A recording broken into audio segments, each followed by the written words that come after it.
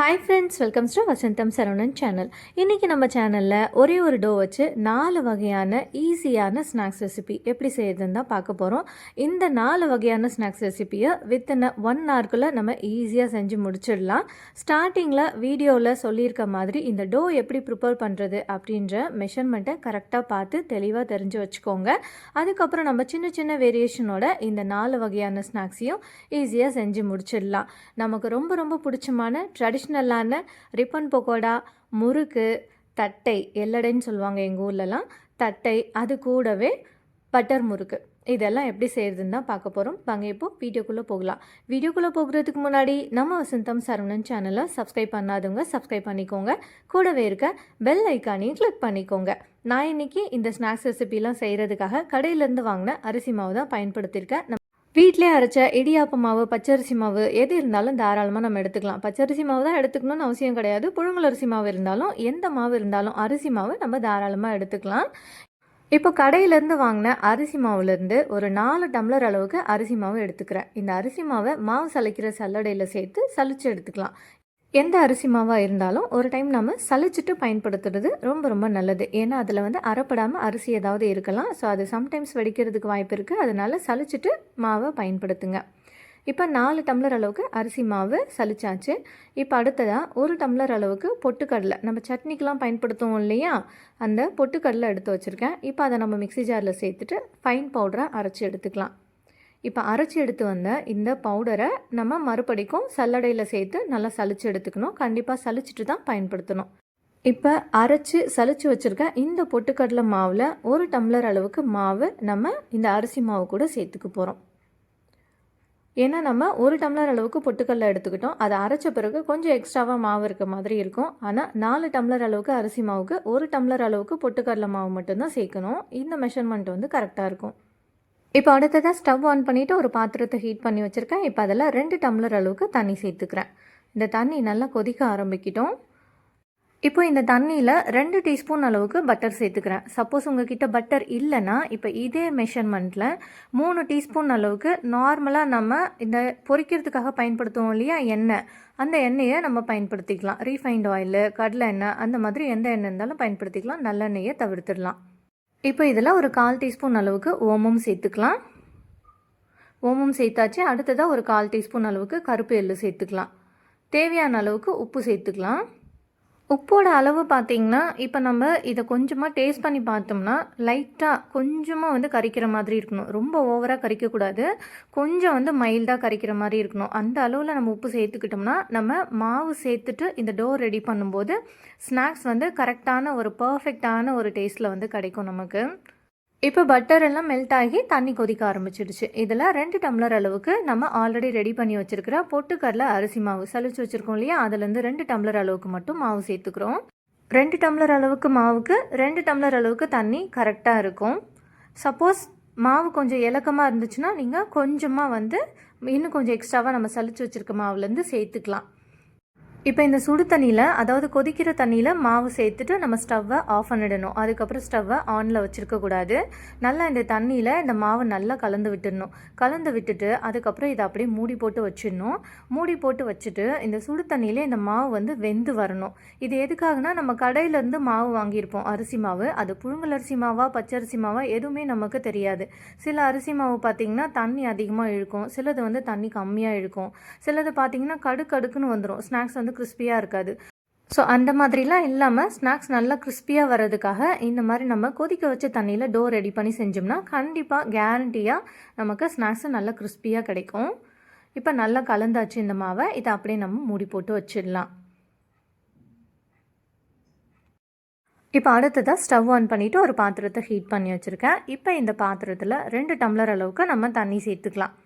Already வீடியோட ஸ்டார்டிங்லேயே சொல்லியிருப்பேன், ஒரே வகையான மாவு தான், சின்ன சின்ன வேரியேஷன்ஸோட நம்ம 4 வகையான ஸ்நாக்ஸ் செய்ய போகிறோம். அப்போ தான் நமக்கு 4 டிஃப்ரெண்ட்டான ஸ்நாக்ஸ் மட்டும் இல்லை, அதோட டிஃப்ரெண்ட்டான டேஸ்ட்டுமே நமக்கு கிடைக்கும். இப்போ இதில் அதே மாதிரி ஒரு 2லேருந்து 3 டீஸ்பூன் அளவுக்கு பட்டர் சேர்த்துக்கிறேன். நம்ம ஃபஸ்ட்டு ரெடி பண்ண டோவுக்கு 2 டம்ளர் மாவுக்கு 2 டீஸ்பூன் பட்டர் மட்டும்தான் சேர்த்துக்கிட்டோம். ஆனால் இப்போ நம்ம 3 டீஸ்பூன் அளவுக்கு பட்டர் சேர்த்துக்க போகிறோம். ஏன்னா நம்ம தட்டையும் ரிப்பன் பக்கோடா இதெல்லாம் செய்ய போகிறோம். இதுக்கு வந்து கொஞ்சம் கிறிஸ்பினஸ் வந்து ஜாஸ்தியாக வேணும். அதனால் நம்ம கொஞ்சம் பட்டர் வந்து எக்ஸ்ட்ரா சேர்த்துக்கிறோம். 2 டம்ளர் அளவுக்கு மாவுக்கு 3 டீஸ்பூன் அளவுக்கு பட்டர் சேர்த்துருக்கேன். இப்போ இது கூடவே 1 டீஸ்பூன் அளவுக்கு தனி மிளகாத்தூள் சேர்த்துக்கிறேன். நீங்கள் அடுத்ததாக இது கூடவே கொஞ்சமாக ஒரு 1/4 டீஸ்பூன் அளவுக்கு ஜீரகம் சேர்த்துக்கிறேன். அடுத்ததாக இது கூடவே ஒரு 1/4 டீஸ்பூன் அளவுக்கு கருப்பு எள்ளு சேர்த்துக்கிறேன். இப்போ இது எல்லாத்தையும் சேர்த்து நல்லா கலந்து விட்டுக்கலாம். பட்டர் மெல்ட் ஆகி நல்லா கொதிக்க ஆரம்பிச்சிடுச்சு. கொதிக்க ஆரம்பிச்ச பிறகு நம்ம சேர்த்துருக்கிற இந்த மிளகாய் பொடி, மஞ்சள் பொடி இது எல்லாத்தையும் சேர்த்து நல்லா மிக்ஸ் பண்ணி விட்டுக்கலாம். இப்போ தேவையான அளவுக்கு உப்பு சேர்த்துக்கலாம். முன்னாடி சொன்ன மாதிரியே உப்போட அளவு பார்த்திங்கன்னா கொஞ்சம் நம்ம இதை டேஸ்ட் பண்ணி பார்த்தோம்னா மைல்டாக கரிக்கிற மாதிரி இருக்கணும். அப்போ தான் நமக்கு ஸ்நாக்ஸ் வந்து ஒரு பர்ஃபெக்டான அந்த டேஸ்ட்டில் வந்து கிடைக்கும் நமக்கு. இப்போ நம்ம சளிச்சு வச்சுருக்கோம் இல்லையா பொட்டுக்கடலை அரிசி மாவு, இதிலேருந்து 2 டம்ளர் அளவுக்கு மாவு சேர்த்துக்கலாம். 2 டம்ளர் அளவுக்கு மாவுக்கு 2 டம்ளர் அளவுக்கு தண்ணி கரெக்டாக இருக்கும். ஸ்டவ்வை ஆஃப் பண்ணிடலாம் மாவு சேர்த்துட்டு. இப்போ இந்த சுடு தண்ணியிலே நல்லா இந்த மாவை நல்லா மிக்ஸ் பண்ணி விட்டுட்டு அப்படியே மூடி போட்டு வச்சிடலாம். இப்போ நம்ம ரெடி பண்ணி வச்சுருக்கோம் இல்லையா டோ, இந்த டோ வந்து இதோட சூடெல்லாம் வந்து கம்ப்ளீட்டாக வந்து குறையணும். கை பொறுக்கிற அளவுக்கு இந்த சூடெல்லாம் குறைஞ்சி வரணும். அது வரைக்கும் இதை நம்ம அப்படியே மூடி போட்டு வச்சிடலாம். அதுக்காக கொண்டு போய் ஃபேன் காற்றுலாம் வச்சு இதை நம்ம ஆற விட்டுறக்கூடாது. அந்த சூட்டிலே அது நல்லா வெந்து வரணும். அப்போ தான் நமக்கு நல்ல கிறிஸ்பியான நல்ல ஒரு டெக்ஸ்சரோட நமக்கு ஸ்நாக்ஸ் வந்து கிடைக்கும். இப்போ அடுத்ததாக ஸ்டவ் ஆன் பண்ணிவிட்டு ஒரு வானொலியை ஹீட் பண்ணி வச்சுருக்கேன். இப்போ இந்த வானொலியில் நம்ம இந்த ஸ்நாக்ஸ் எல்லாம் பொரிச்சு எடுக்கிறதுக்கு தேவையான அளவுக்கு எண்ணெய் சேர்த்துக்கலாம். நான் இந்த டோவெலாம் ரெடி பண்ணி வச்சுட்டு ஒரு 1/2 அன் ஹவருக்கு அப்புறம் தான் இந்த ஸ்நாக்ஸே செய்ய ஆரம்பிச்சிருக்கேன். இப்போ இந்த ஸ்நாக்ஸ் செய்கிறதுக்காக நம்ம ரீஃபைண்ட் ஆயில் பயன்படுத்திக்கலாம். ரீஃபைண்ட் ஆயில் இல்லாட்டி கடலை எண்ணெய் வந்து பயன்படுத்திக்கலாம். இப்போ இந்த எண்ணெய் அப்படியே சூடாகட்டும். அதுக்குள்ளே நம்ம வந்து இந்த மாவெல்லாம் எடுத்து டோ மாதிரி ரெடி பண்ணி வச்சுக்கலாம். இப்போ நம்ம ஃபஸ்ட்டு ஒரு டோ ரெடி பண்ணோம் இல்லையா, இப்போ அந்த மாவு வந்து எடுத்து வச்சுருக்கேன். இப்போ இதிலேருந்து தான் நம்ம முறுக்கு, அது கூட வந்து பட்டர் முறுக்கு, இது 2த்தையும் நம்ம செய்ய போகிறோம். இப்போ இந்த மாவு வந்து நம்ம சப்பாத்தி மாவு பதத்துக்கு பிசைஞ்சு எடுத்துக்கலாம். இந்த மாவு வந்து 2 பார்ட்டிஷனாக எடுத்து வச்சுருக்கிறேன். ஒரு பாதி அளவுக்கு மாவு மட்டும் எடுத்து ஃபஸ்ட்டு முறுக்கு மாவுக்கு வந்து எடுத்துக்கிறேன். இப்போ இந்த டோ வந்து ரெடி பண்ணும்போது நல்ல சாஃப்டான சப்பாத்தி மாவு பதத்துக்கு இருக்கணும். ரொம்ப இலக்கமாக இருக்கக்கூடாது, அதே சமயம் ரொம்ப டைட்டாகவும் இருக்கக்கூடாது. சப்போஸ் இந்த டோ ரெடி பண்ணும்போது உங்களுக்கு தண்ணி கொஞ்சம் தேவைப்பட்டுச்சுன்னா கொஞ்சமாக வந்து நார்மல் வாட்டர், பச்சை தண்ணியை நம்ம தெளித்து இந்த சாஃப்டான டோ நம்ம ரெடி பண்ணிக்கலாம். இப்போ அடுத்ததாக முறுக்கு குழாய் எடுத்து வச்சுருக்கேன். அதில் தேன் குழல் வச்சு சேர்த்துக்கிறேன். சேர்த்துட்டு நம்ம இப்போ ரெடி பண்ணி வச்சுருக்க டோவில் தேவையான அளவுக்கு மாவு இந்த முறுக்கு குழாயில் சேர்த்துக்கலாம். வீடியோவில் காமிக்கிற இந்த மாதிரியான முறுக்கு குழாயை நம்ம பயன்படுத்தி செய்யும்போது நமக்கு கொஞ்சம் இன்னுமே ஈஸியாக இருக்கும் ஸ்நாக்ஸ் செய்கிறதுக்கு. இப்போ இதில் மாவு சேர்த்துடலாம். சேர்த்துட்டு முறுக்கு குழாயை க்ளோஸ் பண்ணி வச்சுக்கலாம். இப்போ அடுத்ததாக நம்ம எண்ணெய் காய வச்சோம் இல்லையா, அந்த எண்ணெய் நல்லா சூடாயிடுச்சா என்னன்னு சொல்லி செக் பண்ணிக்கலாம். செக் பண்ணிவிட்டு முறுக்கு, பட்டர் முறுக்கு இதெல்லாம் செய்யும்போது எண்ணெய் நல்லா காஞ்சிருக்கணும். எண்ணெயோட சூடு வந்து நல்லா இருக்கணும். இப்போ ஒரு ஜல்லிக்கரண்டியை பயன்படுத்தி முறுக்கு ஷேப்புக்கு அழகாக ரவுண்டாக இதை நம்ம புழிஞ்சு விட்டுக்கலாம். இப்போ இந்த டோவை நம்ம சுடு தண்ணியில் ரெடி பண்ணியிருக்கோம் இல்லையா, அதனால் இந்த முறுக்கு வந்து நம்ம டேரெக்டாக இந்த ஜல்லிக்கரண்டியில் சேர்த்து அதுக்கப்புறம் எண்ணெயில் சேர்க்கணுன்னு அவசியம் கிடையாது. நம்ம குட்டி குட்டி பிளேட்ஸில் கூட இந்த மாதிரி ரவுண்டாக முறுக்கு மாதிரி புழிஞ்சு வச்சுக்கிட்டு, இல்லாட்டி ஒரு வெள்ளை துணி காட்டன் கிளாத்தில் வந்து ரவுண்டாக புழிஞ்சு வச்சுக்கிட்டு அழகாக எண்ணெயில் ஒவ்வொன்றா எடுத்து கூட சேர்த்துக்கலாம். அதில் வந்து ஒட்டாமல் வரும். நமக்கு நிறைய குவான்டிட்டி செய்யும்போது இந்த மெத்தட் நமக்கு ரொம்பவே வந்து யூஸ்ஃபுல்லாக இருக்கும். இப்போ அடுத்ததாக எண்ணெய் நல்லா காஞ்சிடுச்சு. இப்போ இதெல்லாம் ஒவ்வொரு முறுக்காக சேர்த்துக்கலாம். ஸ்டவ்வை ஹை ஃப்ளேமில் வச்சுக்கோங்க முறுக்கு செய்யும்போது. அப்போ தான் எண்ணெய் குடிக்காத நல்ல கிறிஸ்பியான முறுக்கு கிடைக்கும். இப்போ முறுக்கு வந்து நம்ம எண்ணெயில் சேர்க்கும்போது ஒரு சின்ன சின்ன விஷயங்கள்லாம் நம்ம கவனிச்சோம்னா முறுக்கு கிறிஸ்பியாக கிடைக்குமா என்னன்றதை நம்ம அந்த முறுக்கு வெந்து வரதை பார்த்தாலே நமக்கு ஈஸியாக தெரிஞ்சிடும். இப்போ முறுக்கு எண்ணெயில் சேர்த்துருக்கோம் இல்லையா, முறுக்கு மாவு இது வந்து வேகும்போது பார்த்திங்கன்னா நம்ம சேர்த்த அந்த மாவோட அளவை விடவும் கொஞ்சம் வந்து உப்பி, அதாவது கொஞ்சம் ஒரு சுத்தாச்சும் வந்து நல்லா பெருசாக வந்து வரும். அப்படி வந்துச்சுனாலுமே முறுக்கு நல்லா கிறிஸ்பியாக இருக்குதுன்னு அர்த்தம். சில சமயங்களில் பார்த்திங்கன்னா அந்த முறுக்கு அப்படியே எண்ணெயில் அடியில் போய் நின்று மெதுவாக மேலே எழும்பி வரும். எழும்பி வந்து நம்ம சேர்த்த அந்த மாவோட அளவு விடவுமே பார்த்திங்கன்னா இன்னுமே ஒல்லியாக ஆன மாதிரி ஆகிடும். அந்த மாதிரி இருந்துச்சுன்னா முறுக்கு கண்டிப்பாக கடுக்கடுக்குன்னு தான் வர செய்யும். அந்த டைமில் நீங்கள் ரெடி பண்ணி வச்சுருக்க அந்த டோவில் இன்னும் கொஞ்சமாக இந்த பொட்டுக்கடலை மாவு வந்து சேர்த்துக்கணும். சேர்த்துக்கிட்டிங்கன்னா நல்ல கிறிஸ்பியான முறுக்கு வந்து கிடைக்கும். இதெல்லாம் நம்ம பார்த்துக்கிட்டோம்னா பர்ஃபெக்டான ஸ்நாக்ஸ் வந்து நம்ம ரெடி பண்ணி வச்சுக்கலாம். ஒரு சுத்து நம்ம முறுக்க எண்ணெயில் சேர்த்து பொரிச்சு எடுத்துட்டு அதை அப்போவே நம்ம டேஸ்ட் பண்ணி பார்த்துக்கணும். கிறிஸ்பியாக இருக்கா இல்லை கடுக்கடுக்கு இருக்கான்னு சொல்லிட்டு. சப்போஸ் கடுக்கடுக்குன்னு இருந்துச்சுன்னா கொஞ்சமாக இந்த பொட்டுக்கடலை மாவு சேர்த்துக்கோங்க. ஸோ மீதி இருக்க மாவு வந்து வீணாக்காமல் நம்ம வந்து பயன்படுத்திக்கலாம். அதே மாதிரி மாவு ரொம்ப இலக்கமாக இருந்துச்சுன்னா அந்த முறுக்கு புழியறதுக்கு வராது, அருந்து அருந்து விழும். அப்படியே நம்ம புழிஞ்சு எடுத்துக்கிட்டாலும் எண்ணெயில் சேர்க்கும்போது ரொம்பவே எண்ணெய் குடிக்க ஆரம்பிக்கும். சம்டைம்ஸ் அதுவுமே ரீசன் தான் முறுக்கு வந்து கொஞ்சம் கடுக்கடுக்குன்னு வர ஆரம்பிச்சிடும். இப்போ பாருங்கள், முறுக்கு பார்க்கும்போதே கொஞ்சம் வந்து பல்ஜாகி கொஞ்சம் வந்து உப்பு நாப்பில் இருக்கும். நம்ம சேர்த்த அளவை விடவும் 1 இன்ச்சாச்சும் வந்து இந்த முறுக்கு வந்து கொஞ்சம் பெருசாக தான் வந்து அந்த கிறிஸ்பியாகி கிடைக்கும் நமக்கு. அவ்வளோதான், நல்ல கிறிஸ்பியான முறுக்கு ரெடி ஆகிடுச்சு. 1 மந்த்துக்கு மேலவே இந்த முறுக்கை நம்ம ஸ்டோர் பண்ணி வச்சுக்கலாம். சப்போஸ் நமக்கு தேவைப்பட்டால் இந்த முறுக்கு மாவு ரெடி பண்ணும்போதே கூட கொஞ்சமாக காரப்பொடி, அதாவது மிளகாப்பொடி கூட சேர்த்து செய்யலாம். ஸோ அது உங்களோட விருப்பம் தான். இப்போ அடுத்ததான் மீதி பாதி மாவு நம்ம எடுத்து வச்சுருக்கோம் இல்லையா, அந்த மாவை எடுத்து வச்சுக்கலாம். இப்போ அதில் கொஞ்சமாக ஜீரகம் சேர்த்து இந்த டோ ரெடி பண்ணி வச்சுருக்கிறேன். நம்ம ஸ்டார்டிங்கில் இந்த டோ ரெடி பண்ணும்போது முறுக்குக்கு செய்யணுன்றதுக்காக ஜீரகம் சேர்க்கல நான். இப்போ நம்ம பட்டர் முறுக்கு செய்ய போகிறோம். அதுக்காக கொஞ்சமாக வந்து ஜீரகம் சேர்த்துக்கிறேன். ஒரே மாவு தான். இப்போ அதில் பாதி அளவுக்கு எடுத்து முறுக்கு செஞ்சுருக்கேன். மீதி பாதி அளவுக்கு எடுத்து கொஞ்சமாக ஜீரகம் சேர்த்துட்டு நம்ம பட்டர் முறுக்கு செய்ய போகிறோம். இப்போ முறுக்கு குழாயில் பட்டர் முறுக்காச்சு சேர்த்தாச்சு. தேவையான அளவுக்கு மாவும் நம்ம சேர்த்துக்கலாம். சேர்த்துட்டு இதை க்ளோஸ் பண்ணி வச்சுக்கலாம். பட்டர் முறுக்கு செய்கிறதுக்குமே நமக்கு எண்ணெயோட காய்ச்சல் வந்து நல்லா அதிகமாக இருக்கணும். அப்போ தான் நமக்கு இந்த முறுக்கு வந்து நல்லா கிறிஸ்பியாக கிடைக்கும். இப்போ எண்ணெய் நல்லா காஞ்சிடுச்சு. இதை அப்படியே நம்ம டைரெக்டாகவே எண்ணெயில் புழிஞ்சு விட்டுக்கலாம்.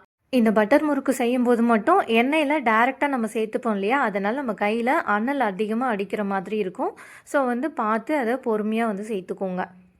இப்போ அதே மாதிரி எண்ணெயில் மாவு அந்த பட்டர் முறுக்கு வந்து புழிஞ்சு விட்டுட்டோம் இல்லையா, புழிஞ்சு விட்டுட்டு உடனே நம்ம அதை திருப்பி விடக்கூடாது.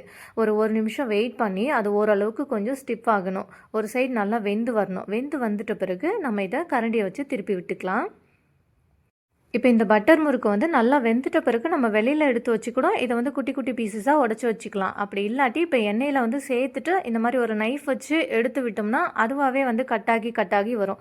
எதுவும் உங்களுக்கு ஈஸியோ, இப்போ தான் நீங்கள் ஃபர்ஸ்ட் டைம் பண்ணுறீங்கன்னா நீங்கள் நல்லா இது வெந்துட்டு அதுக்கப்புறம் வெளியில் எடுத்து வச்சு கூட இதை நீங்கள் உடச்சி பயன்படுத்திக்கலாம். ஸோ உங்களுக்கு எது கம்ஃபர்டபுளோ அந்த மெத்தடை நீங்கள் ஃபாலோ பண்ணிக்கோங்க. இப்போ எல்லா சைடும் நல்லா ஈவனாக வர மாதிரி கிறிஸ்பியாக இதை ஃப்ரை பண்ணி எடுத்துக்கலாம். பட்டர் முறுக்கு வந்து இந்த எண்ணெயோட பபிள்ஸ் எல்லாம் அடங்கிட்ட பிறகும் அந்த எண்ணெயிலே ஒரு நிமிஷத்துக்கு அப்படியே வச்சுருக்கணும். ஏன்னா அது உள்ளுக்கெல்லாம் நல்லா கொஞ்சம் வெந்து வரணும். இதோட திக்னஸ் கொஞ்சம் பெருசாக இருக்குது இல்லையா, மேலே மட்டும் சட்டுன்னு கிறிஸ்பி ஆகிடும், உள்ளுக்குள்ளே பார்த்தீங்கன்னா கிறிஸ்பி ஆகாமல் இருக்கும்.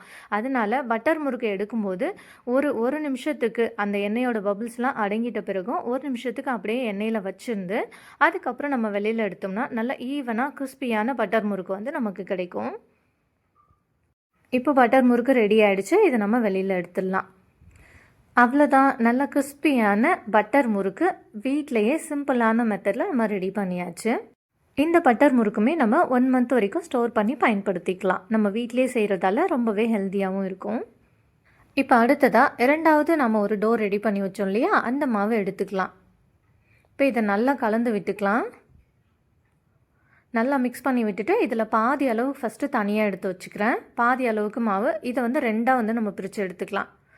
2 டோவுக்குமே நம்ம ரெடி பண்ணும்போது அதை வந்து 2ஆக பிரித்து எடுத்துக்கிட்டேன். நம்ம பாதி அளவுக்கு மாவு முறுக்குக்கும் பாதி அளவுக்கு பட்டர் முறுக்குக்கு எடுத்தாச்சு. அதே மாதிரி இந்த மாவில் இருந்துமே பாதி அளவுக்கு நான் தனியாக எடுத்து வச்சுக்கிறேன்.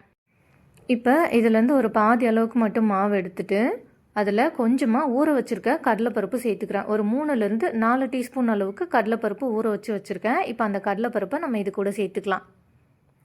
இப்போ அடுத்ததாக கொஞ்சமாக கருவேப்பிலை, நல்ல ஃப்ரெஷ்ஷான கருவேப்பிலையை இந்த மாதிரி சிசர் வச்சோ இல்லாட்டி வந்து நைஃப் வச்சு குட்டி குட்டியாக பொடியாக நறுக்கிட்டு அதுக்கப்புறம் நம்ம இது கூட சேர்த்துக்கலாம். சேர்த்துட்டு நல்லா மிக்ஸ் பண்ணி விட்டுக்கலாம். இப்போ இந்த மாதிரி டோ ரெடி பண்ணும்போது தேவைப்பட்டால் மட்டும் கொஞ்சமாக தண்ணி தெளிச்சிக்கலாம். மேக்ஸிமம் வந்து நம்ம சேர்த்துக்கிட்ட தண்ணி கரெக்டாக இருக்கும். சப்போஸ் தேவைப்பட்டுச்சுன்னா நம்ம கொஞ்சமாக தெளிச்சிக்கலாம். அது வந்து நார்மல் வாட்டரே வந்து பயன்படுத்திக்கலாம். இப்போ நல்லா இதுவுமே நல்லா சாஃப்டான சப்பாத்தி மாவு பதத்துக்கு நம்ம ரெடி பண்ணியாச்சு. இப்போ நம்ம ஃபஸ்ட்டு தட்டை செய்ய போகிறோம். இப்போ அதுக்காக ஒரு பூரி ப்ரெஷர் வந்து எடுத்து வச்சுருக்கேன். சப்போஸ் இந்த பூரி ப்ரெஷர் இல்லாத பட்சத்தில் நம்ம நார்மலாக இந்த பாலித்தீன் கவர் இருக்கு இல்லையா, ப்ரொவிஷன்ஸ் கவர், அதை பயன்படுத்தியே நம்ம வீட்டில் இருக்க ஏதாவது ஒரு ஃப்ளாட்டான பாத்திரங்களை பயன்படுத்தி நம்ம இதே மெத்தடில் ரவுண்டாக இந்த தட்டையை வந்து ரெடி பண்ணிக்கலாம். இப்போ இந்த பாலித்தீன் கவரில் கொஞ்சமாக எண்ணெய் தடவி வச்சுக்கிறேன். இப்போ நம்ம ரெடி பண்ணி வச்சுருக்கோம் இல்லையா தட்டைக்கு மாவு, அதிலேருந்து சின்ன சின்ன உருண்டைகளாக எடுத்துக்கலாம்.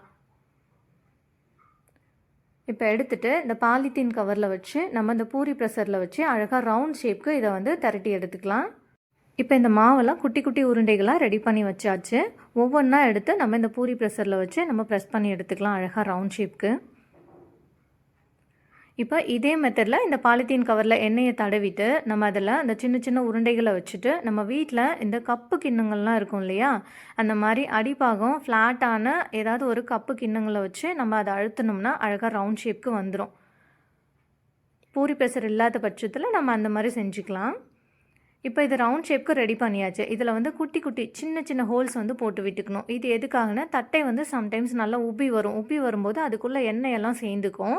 அந்த மாதிரி இருக்கும்போது தட்டை பார்க்குறதுக்கு ரொம்பவே கொஞ்சம் ஆயிலியாக இருக்க மாதிரியே இருக்கும். ஸோ இதுக்காக நம்ம இந்த தட்டையில் இந்த மாதிரி சின்ன சின்ன ஹோல்ஸ் வந்து போட்டு வச்சுக்கிட்டோம்னா அது வந்து பூரி மாதிரி உப்பாது. அழகாக ஃப்ளாட்டான கிறிஸ்பியான தட்டை நமக்கு கிடைக்கும்.